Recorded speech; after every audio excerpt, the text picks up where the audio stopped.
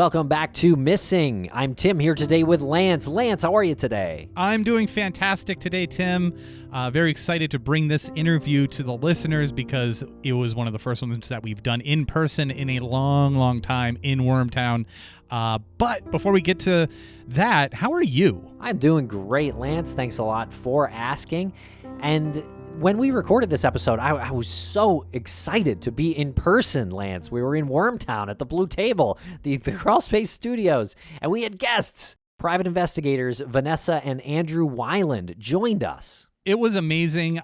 Just a completely different dynamic when you're not behind the Zoom screen and you're speaking with someone in person, and you can play off of their nuances, and you can tell when they're wrapping up their thought, and you can start making your notes. Like, you're not stuttering. There's no connection issues. And you can just have this energy that exists in the same room with these people.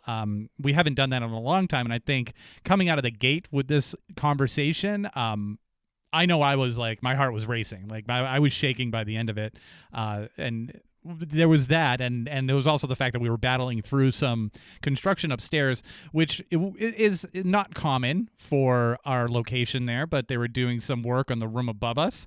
There's also some sirens. We'll do the best we can to cut that stuff out, but we battled through and had a wonderful conversation.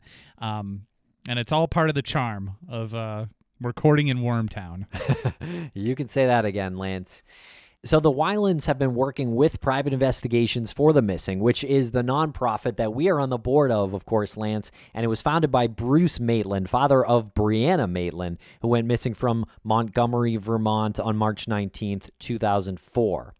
And they have been working the case of Phoenix Coldon. That's correct. Phoenix Coldon disappeared on December 18th of 2011 from a town called Spanish Lake, Missouri, which is just outside of St. Louis, Missouri.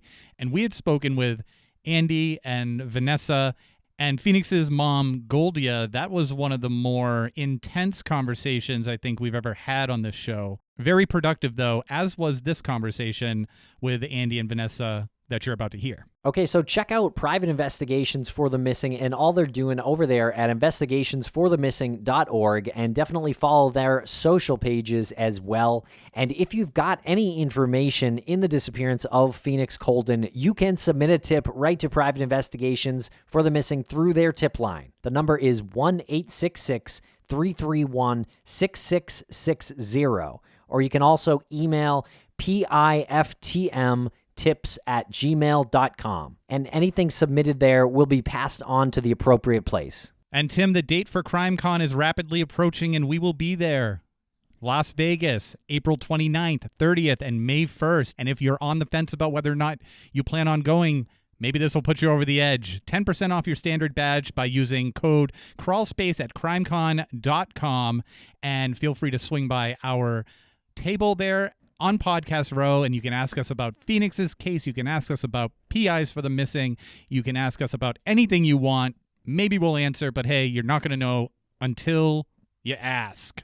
That's right, Lance, and that's going to be a blast. I cannot wait. And another thing I've been having a lot of fun with is our new subscription service for Missing, and you can check it out at missing.supportingcast.fm.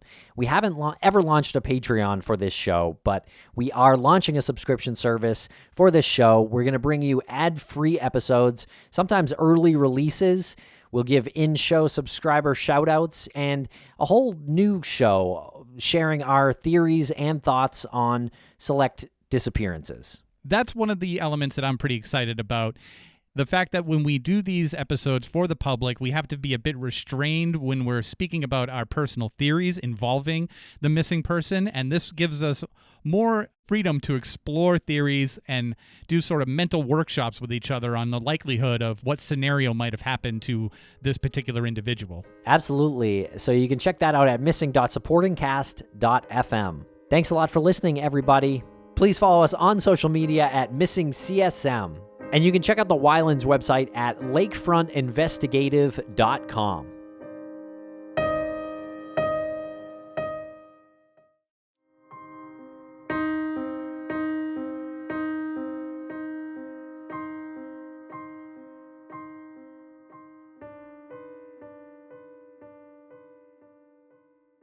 Welcome to the Crawl Space Studios. We are here with Andy and Vanessa Weyland. How are you today? Wonderful. Doing Happy great. to be here. Yeah, Happy thanks, to be Tim. in Massachusetts, actually. This is Yep. great. Welcome. Yeah. Welcome to Wormtown. I don't want it to be lost in the intro there. We are here in person in Wormtown at the studio. It's like 80 degrees outside. It's probably the best weather we've had. We're going to do this interview. We're going to grab some lunch. There might be a little noise from above because they're doing some construction, but F it, we're here. It feels good to see you guys in person. And Yes, to meet same. you. Yeah. To meet you Yeah, in no, person. this is great. Too This long. is great. It has been, yes. Yeah, so we first met both of you through Private Investigations for the Missing, the nonprofit that was started by Bruce Maitland, and you can check them out at investigationsforthemissing.org. And you are private investigators who volunteered your time to join Private Investigations for the Missing and take on a case. So what case have you taken on? So right now we're working on the Phoenix Coldon case. She's a missing young lady from St. Louis, Missouri. She went missing in East St. Louis, of course. And so we've been working on that now for 2 years. 2 years. Yes. Okay, and we had you on the show previously. We spoke. I think there's 4 episodes out there that you could scroll back and find on the disappearance of Phoenix Coldon, where you both are in those episodes, and as well as Goldia, Phoenix's mother. And so you're still working on the case. Yes, we sure are. For Yes. sure. How's it going? I will say for us, it's not. I don't like to say it's slow going. We're just very methodical, very detail oriented. So no stone goes unturned, and we're just making headway as we can. We're at the point now, I think before we were looking at some of the known facts of the case, the things that had already been uncovered, and now we're kind of looking more at the what's going on in East St. Louis, or what was going on at the time in East St. Louis, exploring some of the less savory parts of the internet and things in that particular area where she disappeared, events that were occurring.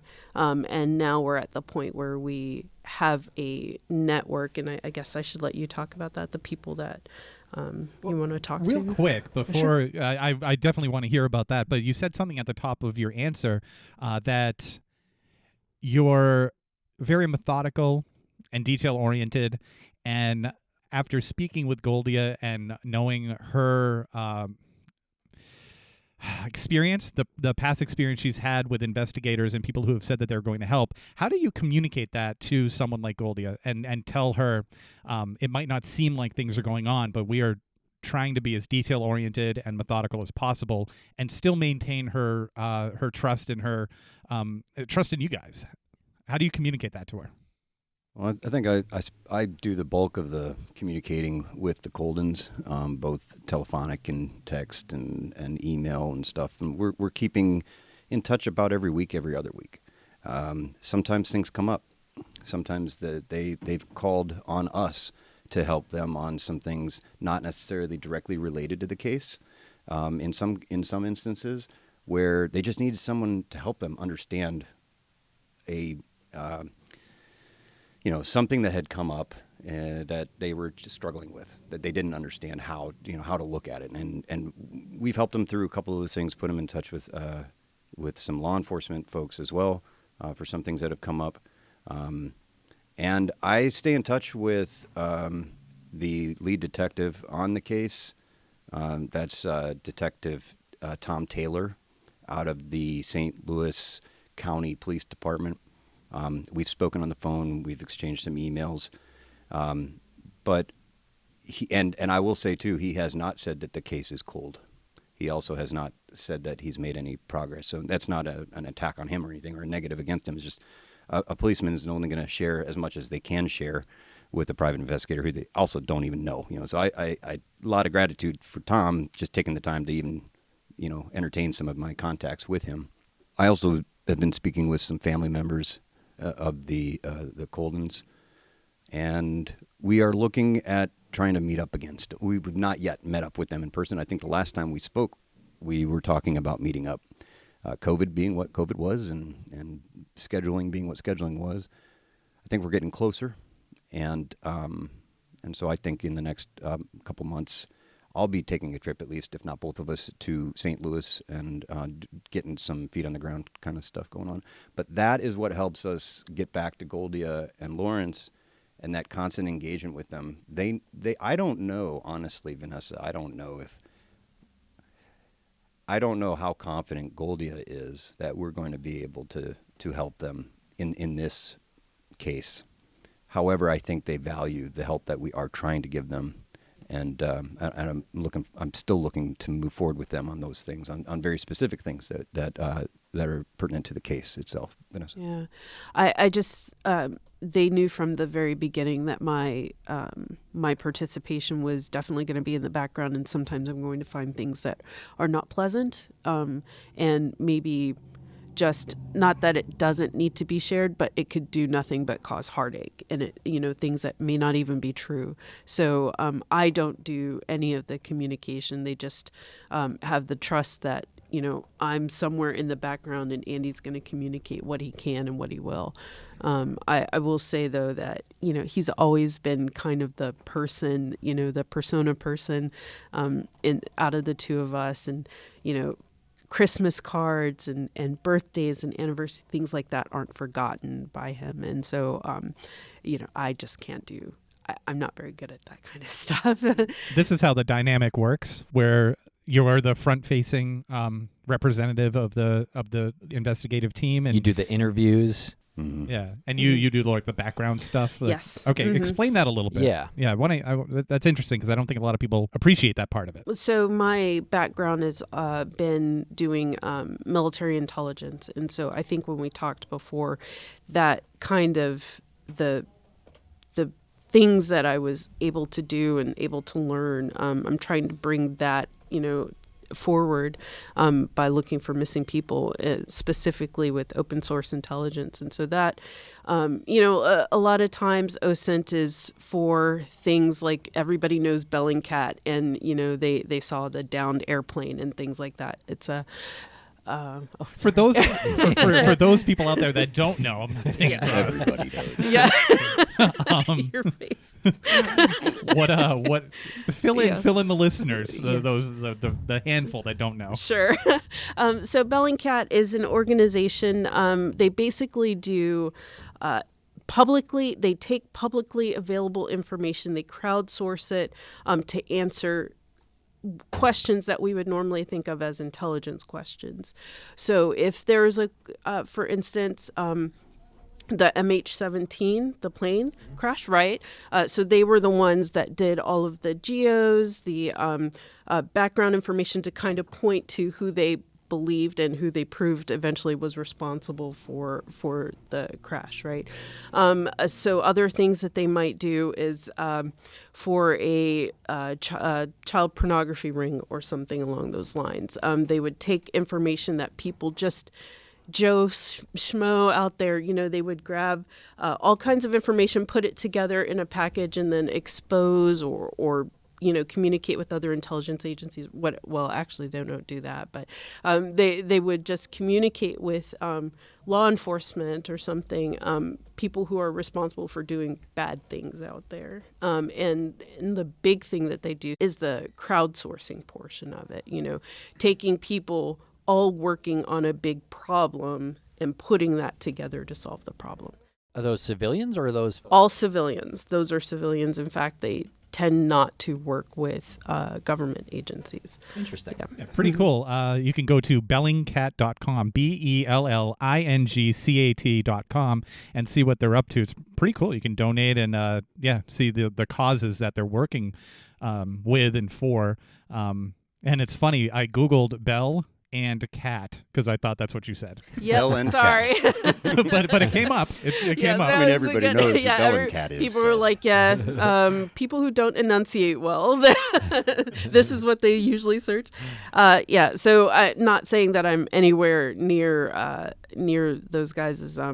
I don't have their pedigree or some of their skills probably, but what I do have, I'm trying to use to find people that I are think missing. that goes back to Lance, your question, the background part of what she does, right? So we can get into the OSINT. We can talk about that. That is the kind of stuff that I rely on Vanessa to. And you mentioned earlier, Vanessa, there are some unsavory parts of the web that we have to go to sometimes. I've gone to some of those in this investigation. There are things that you can't unsee. And when you start talking about, you start seeing it differently than when you're looking at it at the level that Vanessa's been looking at some of these things. You start seeing, forgive me, Vanessa, I'm not to put words in your mouth, but you start, when you do this as part of an investigation, it's not just pornographic content necessarily, or it's not just crude message boards. You have a sense that they're talking, you're waiting, you're looking for something relevant to your case. And that's when it becomes really vile. And those are the things that happen behind the scenes that we don't always talk about with the Coldins, because it is pulling a thread, right, Ness? Yeah. I mean, we talked about this, the comments that sometimes you get on your videos or things like that. Like sometimes there's some gold, there are nuggets of gold in those comments. Or, maybe that person just wants to be part of something, and so they may make a comment, and then we chase that down, or we're looking to see who's behind some of the stuff that's said. A lot of times, and I think this is where I got off track. A lot of times with OSINT, it's really about companies or nation states or something like that. So you have like IP addresses, and it's kind of what people think of. Oh, this is what hackers do to gather information. But in our case, it's really about figuring out who these people are that are making comments or suggestions or say they know something about the case. So we try to track those people down and eliminate them or whatever the case may be. And so just like this, and I'm sure you guys saw with Maura Murray, there were people that were saying things that really didn't have any idea. They were just trying to get involved as best they can. And I want to go back. You just said we track them down and eliminate them. Did I say? You did.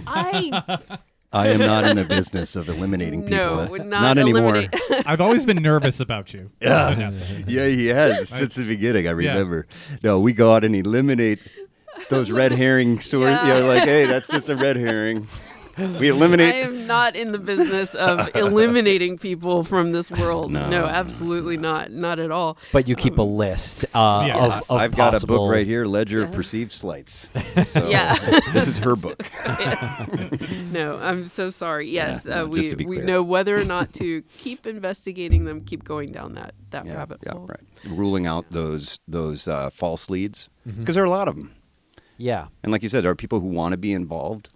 For whatever reason, they just want to feel a part of something. Yeah. And they'll make a comment, and that comment looks interesting. It looks of value. And then you do a little bit more digging, and you realize, really, they don't know. And you're able to identify who some of these commenters on like social media are? On occasion, if you kind of, once in a while, you can follow back, follow somebody through their other comments, their usernames. Mm-hmm. That's how we were able to find some of the people in East St. Louis that were in certain social groups, things like that. And then you can always, if necessary, you could get more into, what videos are they posting? Where else is this social media handle used? And then you can follow it through to Twitter, for instance, or an email address or something like that. Fortunately for us as private citizens, our information gets connected very quickly and easily when we post things. I think one of the challenges too you face as an OSINT type investigator, right, is the real popular social media places need to verify your name, your number, an email, an actual email. Facebook's that way, Twitter. So finding ways around those things is a challenge, right?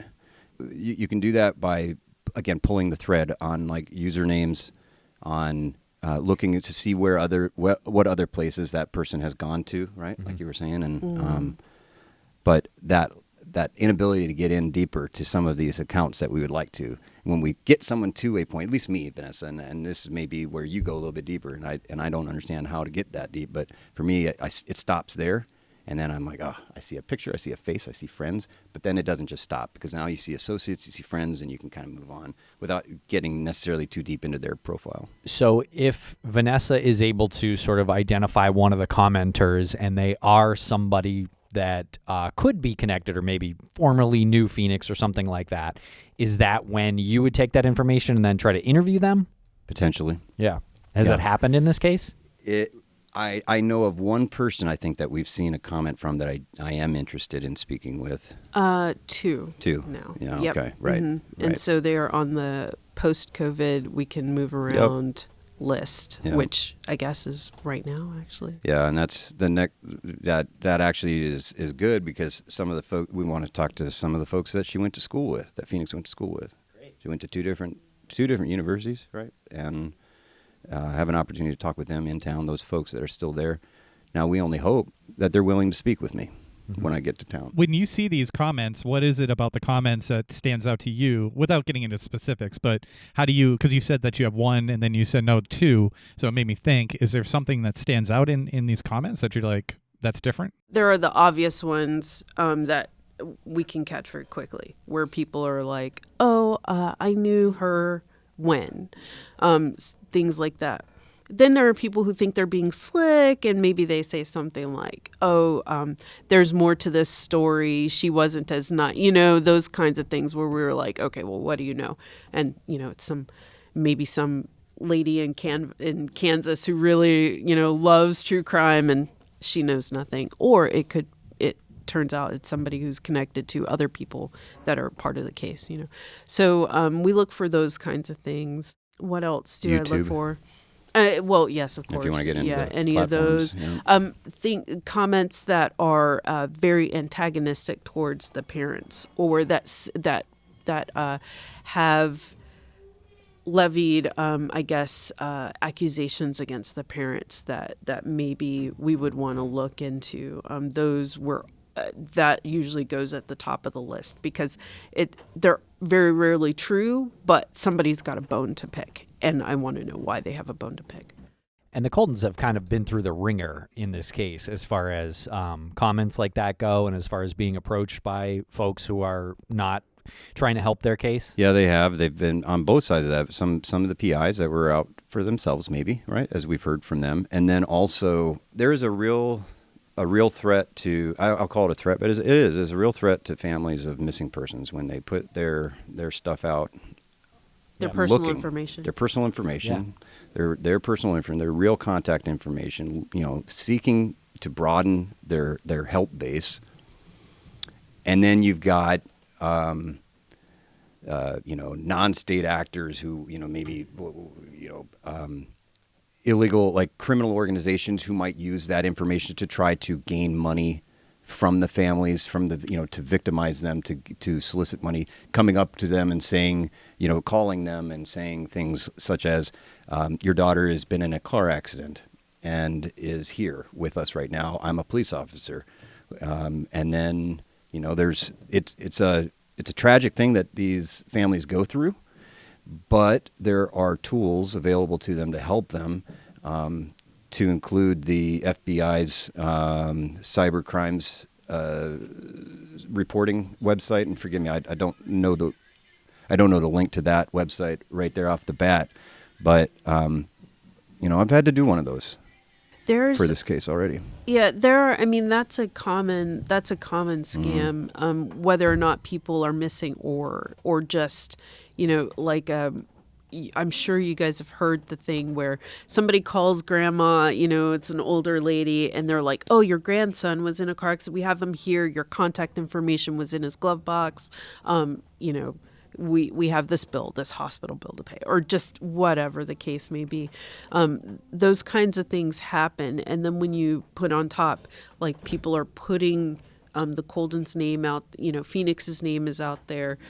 They have their contact information. I think it's an attractive target for certain people that try to get over. So has that actually happened to the Coldins?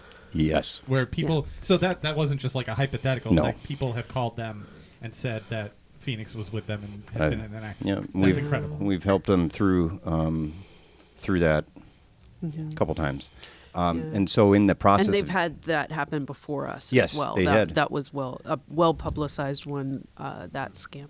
but significantly, what I observed is that the fact that they have had this happen to them before didn't change the impact that it had on them when they called me asking for help. Is this real? Is this something that we should be, how do we report this? Do we call the FBI? Do we do this? And so that's kind of one of the things that we do to help them out to navigate that. And don't bother them filling out reports. Give me the information. We'll fill out the report for you and we'll get it submitted to the police and the FBI. That's great. good. Yeah, we've been hearing this this sort of story more frequently in the past year or so, and sort of just trying to dig into that a little bit and I guess expose as much of that as we possibly can, because it's something we find obviously pretty egregious. And it's not all scams, Tim. It's also just people being crude and like unnecessarily so. Why? Well, is it ever necessary to be crude? But why? What do they have to gain? And are they a child doing this thing that they think is funny, or are they? Is it a prank, or is it part of a longer game? Longer scam, if you will. And that's what you have to watch for. Is do they contact again? Do they try to make contact? A day or two after, and so far that hasn't panned out.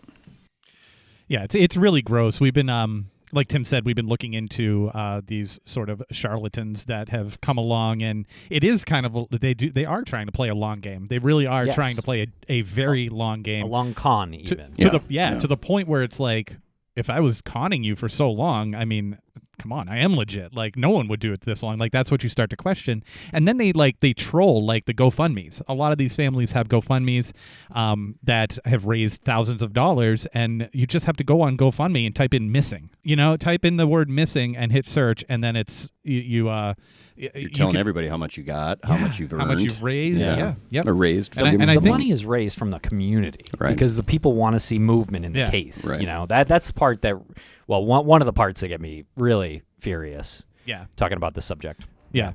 Is there anything else on this topic that we can speak about on the air that could help families? Yeah, I think so, at least for the attempted scams that go out, right? There are things that people can do. They can pay attention to the inflection of the voice of the person calling. Sometimes it sounds very realistic, very realistic. We do know that this scam often originates in Central and South America, that you'll hear you potentially will hear a Hispanic accent over time. They might put a person on the phone who claims to be the family member, and they may sound very convincing. But that's because they've done their research and they've scrubbed the internet, and that's a low-hanging fruit for an organization like that. So things that they want to look for is they want to first of all, let's do this in steps. Stay calm, and immediately ask to speak with the loved one, the missing loved one. Immediately ask to speak with them. Ask how they're doing, and then ask for a location where they are. Start getting as many specifics as you can, and as long as they keep talking and staying on the phone, just keep them on there, but stay calm. Don't panic. Don't start yelling at them and engage at them or try to threaten them if they change their story. If it changes and it becomes quickly noticeable that this is a scam. If you know it's a scam, if you know you're being scammed and they ask you for money, remember the police will never ask you for money to get your loved one out of trouble. The FBI will never ask you for money to get your loved one out of trouble. Don't fall victim to that. And if they are a organization that you think might have access to your loved one, and you feel that the threat and the demands for, let's say, money are that important or that realistic, you need to be prepared to take it to the FBI. Now, the interesting thing we found is the phone calls that are common, they'll drop off after maybe the first 30 to 40 seconds. They'll just drop. Then they'll call back about a minute or two later, and they'll demand to, hey, you need to help fix this situation. And they may call back a third time, changing their story altogether, saying, we are a serious crime organization, right? A legitimate crime organization, if it's such a thing. We are a real crime organization. We have the ability to hurt your daughter if you don't give us money, to hurt your loved one if you don't give us money now. And if you're a parent who's grieving or worried, it's going to be, nobody would just say, okay, well, obviously this is a scam, right? Your tensions are high, your emotions are high, and that means that your memory is diminished or degraded. So make sure once you hang up, you take notes of your impressions, your thoughts, your ideas, anything that that has come up during the call. The littlest thing could really mean that we would be able to eliminate or really chase down these things. I'd also say, I guess, with that, also reiterate, the stay calm part, but even if they don't ask for money, they're asking for your time, they're asking for your energy, and so just remember that you're spending something, you're expending something on each one of those.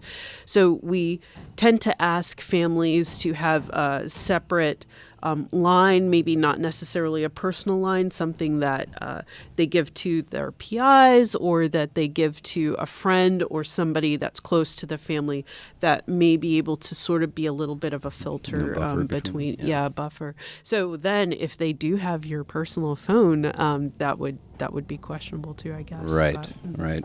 Yeah, and then on top of that too, they can flip their story, right?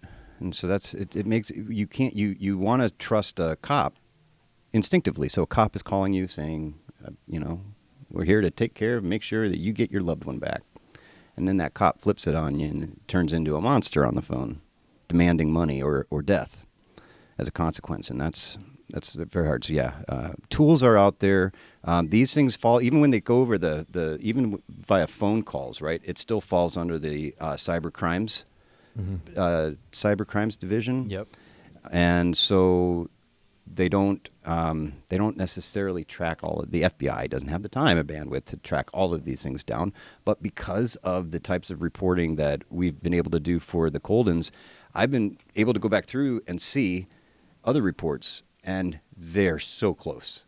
The MO, the method of approach, the TTPs the tactics and techniques that they use to try to hook the family on the phone, the multiple short duration phone calls, they all match up. And then even the ties back to Hispanic sounding accents, right? Meaning that the FBI knows a lot of these are originating in Mexico. Specifically in Mexico. So, it's a tough spot to be in, but there are tools for them. And if they have an investigator that they're working with, that investigator should really be helping them with those, in my opinion. They should really be helping them with those types of reporting. One of the things, I guess, that's good about us, even though we're a little bit slower because we're doing this on a part-time basis, on a volunteer basis, is that we're not expecting anything from the family. So everything that we're doing is just sort of like we have the bandwidth, I guess, or we are more willing to be methodical about what we're doing. We're more willing to take those calls because we don't have to bill it, So I feel like places like private investigations for the missing and groups like this, it really helps for especially families that are already, they don't have maybe the money to invest in a private investigator. Yeah, it's really interesting to hear the behind the curtain type work that goes into this, because when you identify yourself as an investigator, you think primarily you're out to catch the person, you're out to get the person, you're out to solve the case, but there's so much more to it. You're managing the relationship with the family, you're helping out in these scams. Investigating is like it goes beyond the actual investigation, which is impressive to me that you guys dig that deep and you continue to communicate with the family. It's a relationship, and it's a whole relationship, and the word investigator doesn't seem to properly cover that. Everything. I feel more like an extension. Honestly, I feel like more like an extension to Goldia, a family member, because she's done this investigating for years. She's done this investigating for so many years. So things that I'm thinking about now, she may have thought about 5 years ago and already forgotten that she had thought about it. Yeah. And that happens often a lot. Yeah. Is it a little bit of a red flag if someone goes directly to the family instead of going to, say, the St. Louis police or the Yes. Missouri police or even PIs for the missing? We have a tip line. You can submit a tip in Phoenix Coldon's case, you can submit a tip in any case, and that will be forwarded. That phone number is 1-866-331-6660. And I'd also point your listeners to, again, to the St. Louis County Police Department, since they do have official charge of the case. Right, and that's Missouri? Missouri. Okay. Yeah. And I guess I hesitate to bring this up because of Missouri's, or actually that entire area's history with the police. But again, in Detective Taylor's case, we can sit here and question all of the decisions that were made starting in 2011 up till now.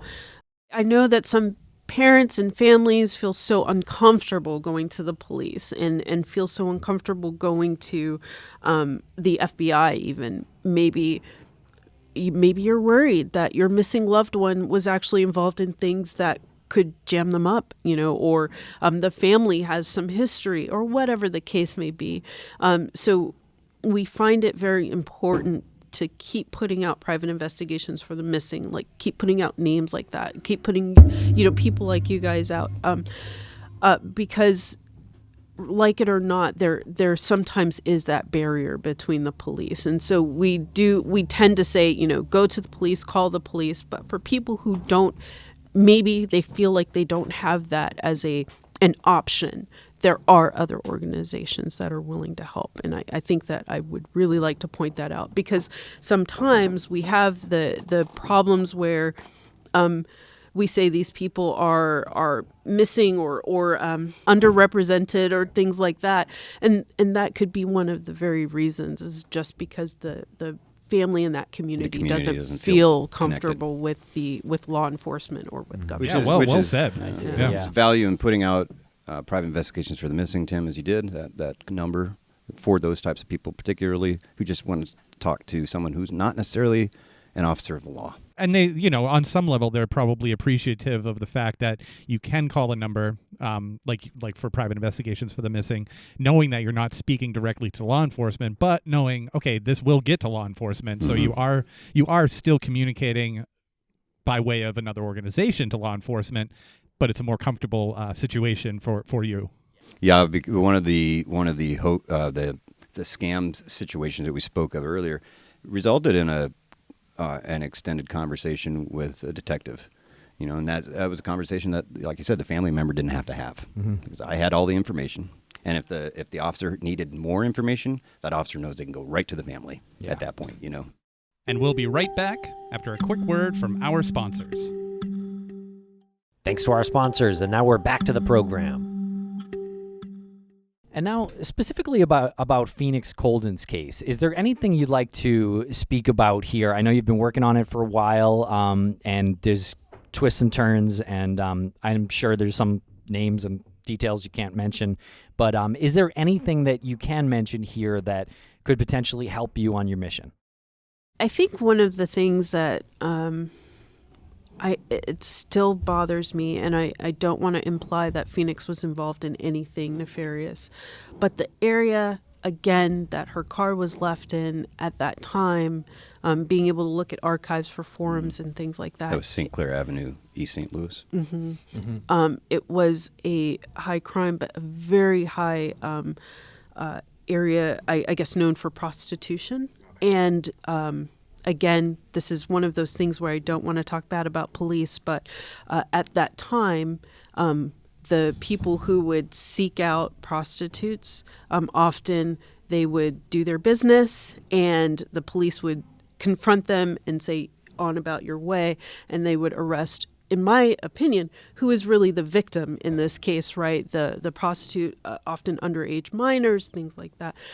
So I think that we have kind of this weird, I guess this weird confluence of events at that particular time in that particular area, that she may have been caught up in something, not just she happened to be in the wrong place at the wrong time with some people that were very, very bad. And so I would like to kind of, we're exploring that a little bit more, exploring some of the people that tend to post on the forums about things that they like to do to women specifically. So just These kind are of going forums back. that are not these are not your average forum. You got to dig for these forums. Yeah, you got to dig through. Yep. You got to dig through for these people. You have to kind of prove yourself, And which that's is not your- something I'm necessarily willing to do in this case. What do you mean?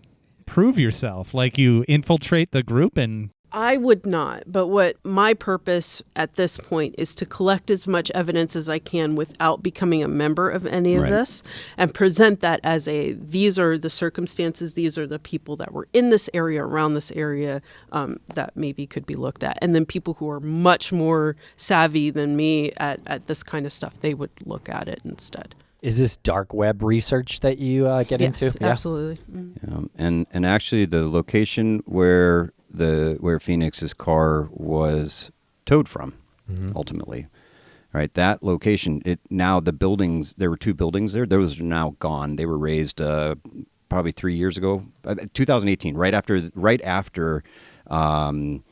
after Oxygen Network did their special on Phoenix. About 2-3 months after that, because you saw now Chief of Police, Chief Perry, who was the investigating officer, the responding officer that night, December 18, 2011, that evening, who we've talked about. But he was out there in that video, the Oxygen Network special, and you could see the buildings in the background. And then we went back and Google Earth. Went back in time, and those were gone in 2018. Right, about 2 months after, they were just totally gone. They dug up the backyard of it, piled everything up in the back. Do you feel comfortable talking about what you learned about the location on St. Clair? Sure, that it was a gentleman's club. People referred to it more so as a hotel. So that was definitely one of the things that we were looking at. I'm not a geospatial expert by any means, but there did seem to be disturbances in the backyard that we saw from looking from a couple of days to another, looking from years to another. We have some gaps in our mapping software, or I guess we have some gaps that on certain dates, so we can't necessarily say for sure what we think is going on, but there definitely was. I mean, that was a hot spot of activity, and now that the buildings are gone. You said earlier that we know she went missing in East St. Louis, and we think she went missing in East St. Louis, right? Because she left from the fair. home in St. Louis, Missouri, and an hour later, her vehicle, or an hour or so later, her vehicle was there in East St. Louis at that location. With the door ajar. Unknown. Oh, unknown? Oh, okay. In fact, Chief Perry has said, come back and said, no, the doors were all closed. The engine was off. It didn't seem like there was anything going on. He looked inside the vehicle, said there was no sign of a struggle. There didn't seem to be anything out of place. There was no blood on the scene. There was no sign of violence. And so he just summarily had it towed within 30 minutes. So the car was essentially parked near that stop sign, or it was stopped at the stop sign? Well, there was no stop sign. Oh, there wasn't? No, it was it was a roundabout at the time, and it was pulled off into some No, the roundabout. I'm sorry, Ness. The roundabout is new. That was a straight through in 2011. That was a straight through on St. Clair, and then it veered off to the right, to the north. But the question at the time was, and this comes back to, they mentioned it in the Oxygen Network as well, is that this might have been somebody mentioning to the Coldins that the doors were open and the car was running. Somehow that story got in there, but I'm not even saying it was a story. The Coldins just say, I don't know where it came from, but that's what was reported. But then, Chief Perry has since said, no, the car, confirmed that the car was on the side of the road. The car was on the side of the road. The doors were closed. It was not running, and there didn't seem to be any sign of disturbance around the car, so he just had it towed. And I'm sorry, I should have said, when I'm saying no, it wasn't parked, more so like it wasn't a parking spot. It wasn't, really shouldn't have It was on the shoulder. It was on the him. shoulder, It was on the shoulder. yeah. Not in the middle of the road, which to me, again, and I think we talked about, I don't want to go back to something we've already discussed with y'all, but to me, if it was in the middle of the road, get it towed. If it's on the side of the road, probably going to get towed, but it's going to get stickered first. You know, it's going to get stickered, might get a boot on it, or someone might steal it. So why was it towed then? We don't know why it was towed. Because it was towed that night? It was towed within 30 minutes of him arriving, or 57 Very minutes. quickly. Yeah, because within Phoenix 57 could have gone back to the vehicle, right? You would think. You would think. It must have been somehow in the way. It must have been somehow. But he had you know. said in the Oxygen Network special, it was on the side of the road. That was the thing. It was on the side of the road, and that somebody called 911. And we do have a copy of the police report that then Officer Perry filed. I have both his handwritten notes and the system generated notes that I got from a Freedom of Information request to the police department there. They match up. And the one thing that stands out on both of them is it says victim, female. A 911 call. So somebody was it like a neighbor or was somebody driving by and they Unknown. called? We don't know who called in. 911. Why would you ever 911? call 911 for a car? So there was a victim identified as a female, and then since then, the police department was absorbed by the St. Louis County Police Department. The East St. Louis Police Department was at this point, or at this area. No, it wasn't absorbed. Forgive me. It wasn't absorbed. All 911 dispatch was centralized at St. Louis County Police Department. So East St. Louis Police Department no longer has their own 911 dispatch, but at the time they did, and I FOIA'd those records as well. They were destroyed when they found out that they were being transferred, that requirement is being transferred to the St. Louis County Police Department. All the 911 records were destroyed from East St. Louis. They're just gone. So you don't know what We the don't have call them. was about? No, they don't have them. What? So then this question would be pointless. What was the female a victim of? Right. Yes. Well, I mean, I don't understand how that call and there's a female victim and the car's only been parked there. 57 minutes later, it's towed. He shows up. 57 minutes later, it's towed. Now, I've been harsh on Chief Perry. Maybe unnecessarily so, because I don't know the man. And he might be the sharpest dude, and he might feel a certain way about this case that still bothers him. Mm-hmm. I don't know. And I guess if you asked earlier, is there one thing we could say? It's like, Chief, talk to us. Talk to us, man. Yeah. You know, like, I've tried calling him, Lou Berry has tried calling him chief to chief. You know, retired chief to chief. Still doesn't. No answer. But, Unbelievable. That's crazy. He's a busy chief, too. He's got a very busy city. Well, this is one of his cases. Yeah. Like, it's part of his job. Yeah, he did the oxygen special. He did. That was more than a phone call with you. I want to get back to that 911 records topic that you mentioned. Like, aren't those, like, digitized? Yeah, you would think. Like, why would you ever destroy 911 records? I mean, if you they would can think exist on a that hard drive. East St. Louis and St. Louis would have some sort of communication system where they would say, "Hey, we just picked up an abandoned car." Yeah. And so, were there any cars reported didn't stolen happen, of or course. anything? There are several things that we could say. You would think. Yeah. And we could either look at this as some vast many things defy conspiracy, logic. or it's just a comedy of errors that has.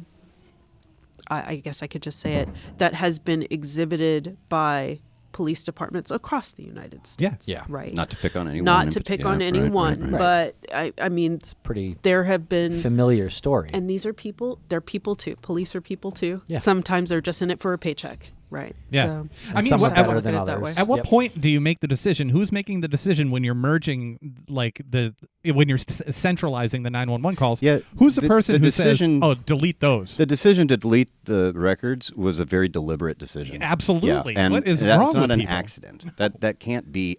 Oh, we accidentally lost them when we did the transition over there. I'm having a hard time with that. Yeah, like Now, we're trying to save room. We could Yeah. say, because we've both worked for large bureaucracies. Yes. And we could say that when a reorg happens, there are people who lose their jobs Yep. or who lose their positions, their clout in an organization, and they're just mad and they lash out Disgruntled. and then they do something like that. I So can't it believe could that be being a disgruntled. But you're right. Could be a reason. You're right. Yeah, so- we could speculate all day long, guys. Yeah, that's we just exactly don't right. have them. We don't know. Yeah, they still have the cell phones, I believe, and perhaps her laptop. I've asked for access to that as well through FOIA, through the information that they may have gathered. You know, whatever they may have gained from Yeah. doing that. And that didn't come back in the Freedom of Information Act request. And what's interesting though is in the phone calls that I followed up with the two police departments, everybody wanted to help. I get a sense from everyone I've spoken with, they are interested in this case, and they all know the case when I call. Yeah. And now it's to the point where I've heard them say, "Oh, you're the PI Good. that's been calling about this." And so maybe that's another reason. Maybe I need to follow up with another FOIA request, do a little bit more. But all that came from the FOIA request, two FOIA requests, was the report that we already had a copy of. It was digitized report of the police report. Yeah. From that night. Yeah. And it also said female victim. I mean, I would love to know why that says female victim. Yeah, and if Chief Perry could come out and just explain a couple of those things, that would be helpful. Yeah. But hey, is he responsible for answering those questions? I would say yes. Yeah. Since he was the responding officer. Is his memory bad? And I mentioned this in the last time we spoke. Maybe it's just bad memory. But his memory's got to be good enough if he made it to chief. If he's the chief of the police, he's got to be pretty sharp. He's got to be a pretty sharp tack. It's so bizarre, the labeling female victim, right? So you're using that word victim. So whoever called had to have seen something that Right. would put it in someone's head that it was that she was a victim. And we don't even know it was Phoenix, to be fair, True. the form itself has victim and I think male and female. So that So was as a part of the selection? form, if I'm not mistaken. It is a fill in the blank. It's a check the box. Okay. So, but again, you ask, well, who calls 911 on an abandoned vehicle? Yeah. Yeah, and why would they be a victim if there's just a parked vehicle or an abandoned vehicle? And would the 911 dispatch have made such a mistake as to put in there, hey, there's a female victim, and then Chief Perry puts in his report, there was a female victim. But there was no sign of any struggle or sign of any any crime struggle. at the car. Okay. Victim of what? Yeah, exactly. So, I mean, if you're law enforcement, if you're like Chief Perry, and you're not answering questions, I mean, somebody saw something out there in order to get that terminology down as victim. Somebody saw something. Like, why aren't you doing as many broadcasts about it as possible? I mean, someone saw something. But yeah, we've got both. I mean, I'm confirming right now. I mean, I've seen them both. I've got them. I've got control of both of those documents, and they do both confirm that they both indicate there was a female victim. Again, my question: why does somebody call 911 on an abandoned vehicle? Right? Nobody does that. And if they do, the cops aren't going to respond in less than 15 minutes or whatever it was that he responded. However fast he got out there, because they're going to say an abandoned vehicle. Sir, ma'am, this is not the number to call. Please call the police department directly at, and talk to the traffic department. They'll send somebody out, but if you're calling 911, there's a problem. What the hell was the problem? You would argue an emergency, too. That's right. Yeah. What was the emergency? What was the problem? And what confounds me still to this day is that there was no follow-through. Nobody asked, well, why was this done? Why was this a 911 call? Nobody asked. And he's not talking about it. He hasn't explained it. What he did in the Oxygen Network special was explain where the car wasn't. I did feel like his Oxygen Network appearance was a bit of cleanup, a bit of CYA, and I think we've talked about that. And that before. roundabout was in the picture in 2018 when they did that's that. right. That roundabout, that new roundabout was in the picture. Yeah. So again, forgive me, Chief Perry, if you do hear this. I'm not trying to be an ass. But if nobody else is doing this case right now, working for Phoenix, we are. Right. Yeah. Let us do some of the legwork for you, man. A real quick story. When I lived in Boston, there was a car that was parked in a parking spot in the neighborhood. It was running. And I walked past it and did some errands and came back like a couple hours later, and it was still there running. So I called the police. I called the Boston police, not 911, and I said, what should I do about this to get this car? I don't know what's going on with it. It's been here for a couple of hours that I know of running. And they said, call 911. Oh, wow. And I was like, really? And they said, yeah, call 911. And I was like, okay. And I felt silly calling 911, but they had someone out there in 2 minutes. I called 911. I was like, I don't think this is an emergency, but there's a car here that's running, and it's just been sitting here running for a couple hours. And when I was walking away, I could hear the there was sirens somebody coming and they were in. coming. Yeah. But I mean, the vehicle was running. Vehicle was right? running, yeah. And here in Phoenix's case, that vehicle was not out of gas when they found it in the tow yard. It still had gas in it, so it hadn't just been running and then run out. Yeah. So if what Chief Perry says is accurate, that it was on the side of the road, doors closed, car not running. So we live in the Baltimore, D.C. area, and there are cars on the side of the road all the time. And they are there for days and days. And I don't know if that's an indictment against Baltimore and D.C. or if it's an issue. Yeah, but I mean, especially because they're not running, and often, people do their little flag. They put their shirts in the window or something like that. So you always know what is an out of commission vehicle, but still, it's just not something that people do. No one would think to call 911 for a shut off car on the side of the road. And like Lance, in your situation, with that car running, I get it, I guess. I do get it. Because, hey, what if someone's dead in the car? Well, weird, but what if there's a baby left in a running car? Yeah. That I can understand. But if you're walking past that car and it's just running, and you are concerned then about, I would think you're more concerned then about domestic safety. Yeah, absolutely. Like a terrorism type concern. And that's what we're all vigilant on as well. But you don't typically I wouldn't think someone would have a terrorism concern outside of a brothel. Fascinating element to this. And does all of this information you've told Goldia, right? The vast majority of it, yes. I don't think with some exception. Yeah, I don't think there's anything too specific here that we haven't. I don't think there's anything we haven't shared with her, because we do. I do follow up with things, but the specifics on some. Like, the red herrings, we don't need to you don't need bother to her with, because they go, and look, when Goldia, if she hears this and there's something that we haven't talked about with her, she's going to understand the red herring thing, because she's been doing this for 10 years now. Yeah. She has gone through dozens and dozens of rabbit holes, down dozens of rabbit holes, hundreds of them probably, more than she remembers.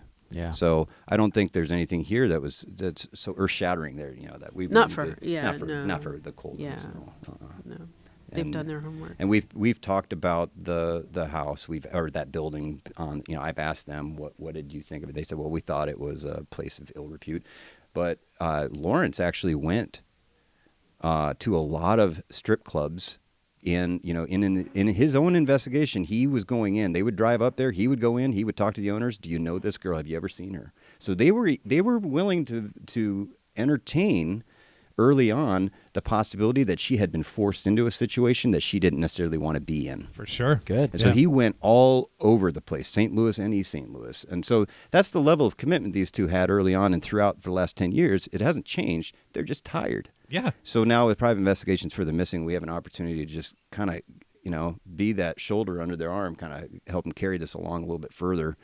Goldia is going to be, she's about to turn, she's mid-70s. She's about to turn 75. She's 75. She does not look a day. No. No, she looks great.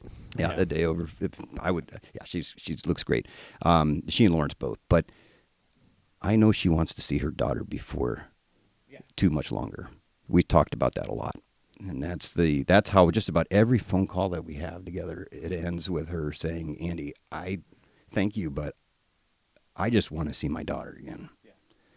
And she's told me straight up, I don't think you're going to be able to find her. I mean, imagine, you said that they're tired, and you said that right after you were talking about how they drive up to a strip club and Lawrence would go in.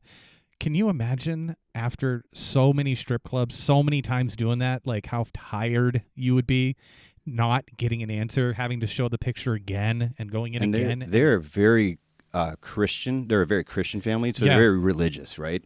They're very they're very what is correct and what is not correct, right? As you got from Goldia herself, right? Yeah. And they're very principled people. So going into a place of ill repute, if you will. Sure, yeah.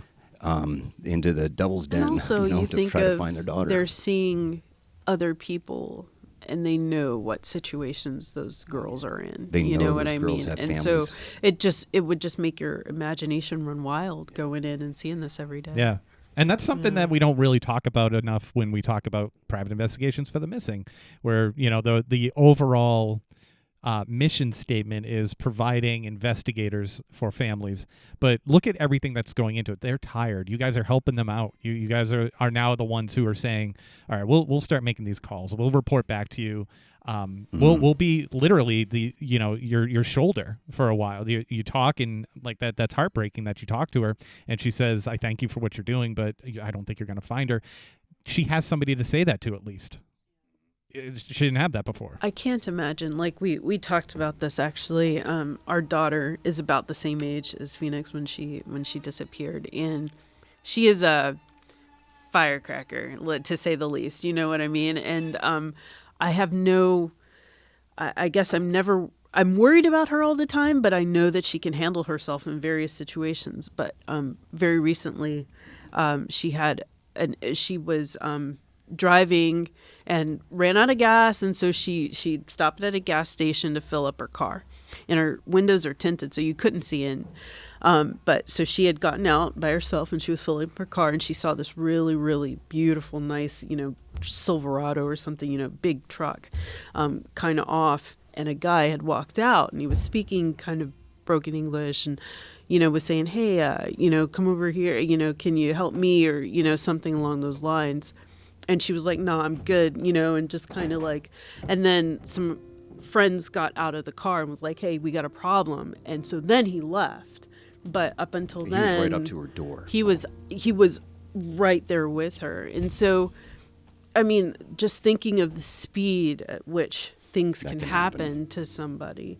And that, somebody who... This was in Baltimore. And she looks like she could take care of herself. I'll just say it like that. You know what I mean? And so there's nobody safe. And so we think about that all the time, and like what we would have to do, what we would go through if we had to look for her or for our son in these kinds of cases. And it just, it kind of propels us forward a little bit, where we would maybe get tired as well. Oh, for sure.